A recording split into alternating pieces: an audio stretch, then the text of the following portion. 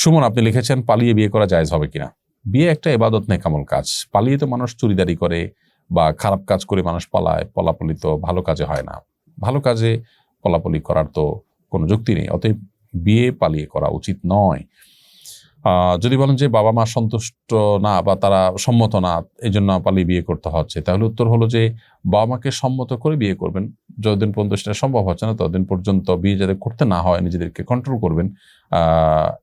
বিশেষ করে কারোর সাথে হারাম রিলেশন হয়ে গেলে সেখান থেকে সরে আসবেন, তার সাথে রিলেশন ছিন্ন করে ফেলবেন, কোনো প্রকার যোগাযোগ করবেন না, আল্লাহর জন্য দূরত্ব বজায় রেখে চলবে না। এটাই তো পরীক্ষার ব্যাপার এবং এটাই তো আপনার জান্নাতে যাওয়ার জন্য পূর্ব শর্ত। এতটুকু যদি আপনি স্যাক্রিফাইস না করেন বা এতটুকু যদি আপনি নিজেকে কন্ট্রোল করতে না পারেন, তাহলে সেক্ষেত্রে আপনার এইভাবে পালিয়ে বিয়ে করা এটা আপনার জন্য তো জায়েজ হবে না। বরং আপনি আল্লাহর কাছে জান্নাতের আশা করাও কঠিন যে আপনি নিজে গুনাহে লিপ্ত হয়ে যাচ্ছেন, বাঁচাতে পারছেন না।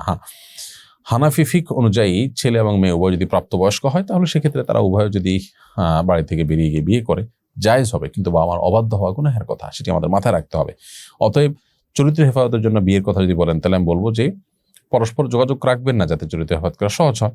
আর যদি বাবা মা সময়মতো বিয়ে দিচ্ছেন না, তারা ঘড়িমসি করছেন, শরিয়াই কোনো ওজোর ছাড়া, অযৌক্তিক ওজোরে বা বরং শরিয়া পরিপন্থী কজ দেখিয়ে তারা বিয়ে বিলম্ব করছেন, এমন অবস্থা আপনারা নিজেরা বিরোধ নিয়ে নিজেদের চরিত্রকে হেফাজত করলেন, এটা অবশ্যই জায়েজ আছে। বিশেষ করে হানাফি থট অনুযায়ী সেটি করতে পারেন। বাট নর্মালি বিয়েকে প্রকাশ্যে করা এবং ঘোষণা দিয়ে করা, সামাজিকভাবে করার জন্য নবী সাল্লাল্লাহু আলাইহি ওয়াসাল্লামের নির্দেশনা রয়েছে বিধায় সেটা একাকী লুকিয়ে ছাপিয়ে করার চাইতে অবশ্যই প্রকাশ্যে করার জন্য যা যা করা দরকার সেই পথে হাঁটাটা শরিয়া সিদ্ধ, এবং সেটাই হলো সুন্নাহ। এবারে আমি যে প্রশ্নটি দেখতে পাচ্ছি সেটি হলো, আমাদের প্রথমে গোপনে বিয়ে হয়, সেটাও সাক্ষীর সামনে সঠিকভাবেই হয়, তখন একটা মোহর নির্ধারণ করা হয়, পরে পারিবারিকভাবে আবার বিয়ে হয়, জানতে চাই কোন মোহর ধর্তব্য হবে। সুন্দর প্রশ্ন। প্রথম বিয়েটি যদি যথাযথভাবে হয়ে থাকে, যেমন দুজন প্রাপ্তবয়স্ক নারী পুরুষের বিয়ে হয়েছে, দুজন সাক্ষীর উপস্থিতিতে সেখানে মোহর ধার্য হয়েছে, তাহলে সেই মোহরটাই চূড়ান্ত হবে। হানাফি ফিকহ অনুযায়ী দুজন প্রাপ্তবয়স্ক নারী পুরুষ পরস্পরের সঙ্গে বিবাহ বন্ধনে যদি আবদ্ধ হন, দুজন সাক্ষী এবং মোহর ধার্য করে তাদের বিবাহ বিশুদ্ধ হয়ে যায়। সো আপনার প্রথম যে মোহরটা ধার্য হয়েছে সেটাই চূড়ান্ত।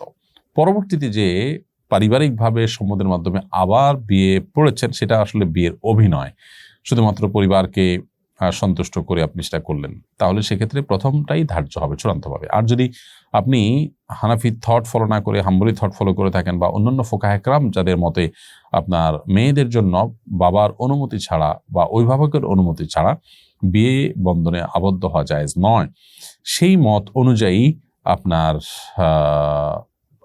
ছেলে মেয়ের বিবাহ দুজন সাক্ষীর উপস্থিত হলেও, মহরধার্য হলেও সেটা জায়েজ হয় না যদি অভিভাবকদের সম্মতি না থাকে। সো সেই দৃষ্টিকোণ থেকে বা সেই থট যদি আপনি ফলো করে থাকেন, তাহলে আপনার পরের বিয়ে যেটা পারিবারিকভাবে হলো সেটাই বিশুদ্ধ হবে।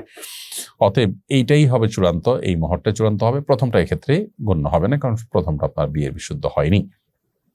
তো এটি নির্ভর করবে যে আপনি কোন থট অনুসরণ, হানাফি থট অনুসরণ করে থাকলে প্রথমটাই চূড়ান্ত ধরা হবে এবং দ্বিতীয়টা অর্থহীন হয়ে যাবে। আর হাম্বলি থট ফলো করে থাকলে আপনার পরেরটা চূড়ান্ত হয়ে যাবে, প্রথমটা অর্থহীন হয়ে যাবে। অর্থাৎ কোন অবস্থাতেই উভয় বিয়ের মোহর স্ত্রী দাবি করতে পারেন না বা স্বামীর উপরে দেওয়া আবশ্যক নয়। জান্নাতি হয়ে এটি থেকে আপনি লিখেছেন, আমি মা হতে চলেছি, আমার এবং আমার সন্তানের জন্য দোয়া করবেন। অবশ্যই আল্লাহ তাআলা আপনাকে, আপনার সন্তানকে নিরাপদে রাখুন, আমরা দোয়া করি।